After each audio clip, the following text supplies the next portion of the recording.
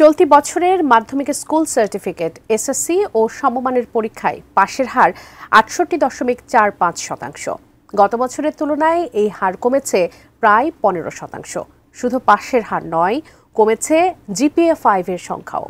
তবে বরাবরের মতোই পাস আর জিপিএ-5-এ এগিয়ে ছাত্রীরা।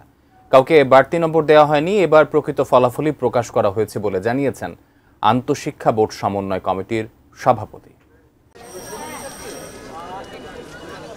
একেবারে অনাড়ম্বরভাবে চলতি বছরের এসএসসি ও সমমানের পরীক্ষার ফলাফল প্রকাশ হলো। বরাবরের মতোই শিক্ষার্থীরা এসএমএস এর মাধ্যমে পেয়েছে ফল। গত বছর সব বোর্ডে গড় পাশের হার ছিল ৮৩.৪, চলতি বছর ৬৮.৪৫, যা গত ১৫ বছরের মধ্যে সবচেয়ে কম। তবে এর পেছনের কারণটা ব্যাখ্যা করলেন আন্তঃশিক্ষা বোর্ড সমন্বয় কমিটির সভাপতি অধ্যাপক খন্দকার এহসানুল কবির। কোনো চাপ ছিল না, কোনো নির্দেশনা ছিল না, যা হবে তাই। এই মেসেজ আমরা এই মেসেজটাই এক্সামিনারদেরকে দিয়েছি।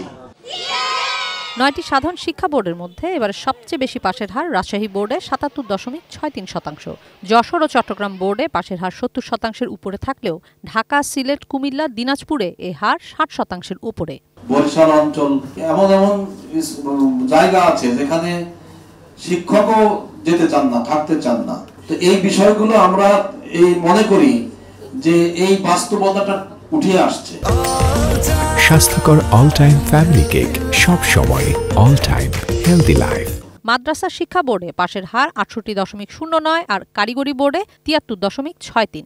এই দুই বোর্ডেও পাশের হারে এগিয়ে মেয়েরা। স্কুলের গণ্ডি পেরোনো এই শিক্ষার্থীদের মধ্যে ১,৩৯,০৩২ জন জিপিএ-৫ পেয়েছে। গত বছরের তুলনায় জিপিএ-৫ পাওয়া শিক্ষার্থীর সংখ্যা কমেছে ৪৩,০৯৭ জন। এবারে ফেল করা শিক্ষা প্রতিষ্ঠানের সংখ্যা বেড়েছে ৮৩টি। ৫ বছরের মধ্যে এবারই সবচেয়ে কম শিক্ষা প্রতিষ্ঠানে ১০০% শিক্ষার্থী পাশ করল।